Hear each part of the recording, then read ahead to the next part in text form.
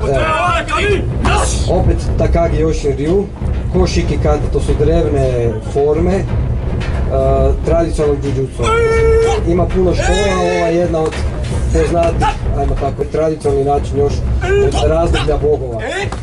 Ovo je tehnika iz Kokusai Jujutsu Renmei sistema, dio tradicionalnih borilačkih vještina, jer su u sebi skrivale i duhovne i kulturološke elemente vizualizirane. Ovo su tehnike. Ovo su torite tehnike. Torite je naziv japanskog policajca.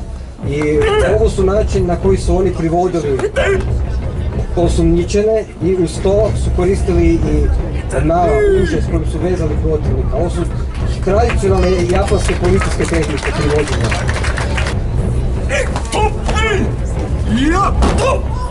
Ali ovo su tradicionalne japanske.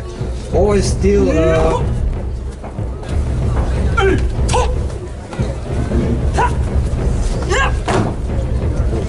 isto, ali doslovno znači nabiti pogled. Ovo je nešto posebno što ste mogli vidjeti, ovo je Shinden Tatara Ryu. Tu radimo Takagi Yoshin Ryu, jedan od slavnih jujutsu sistema. Današnji članovi Genbukana, pogotovo oni koji rade u policiji, jako vole ovaj stil jer je vrlo praktičan u policijskom poslu i zaštitarskom poslu. Ovo što vježbamo nisu samo borilačke vještine, nego i japanska kultura i duhovnost i sve one stvari koje nam pomažu da bi sebe razvili i spoznali, ali bili korisni članovi društva. Tako da kultura je sastavni dio borilačkih vještina. Borilačke vještine bez kulture, bez manira i ostalog su samo nasilje.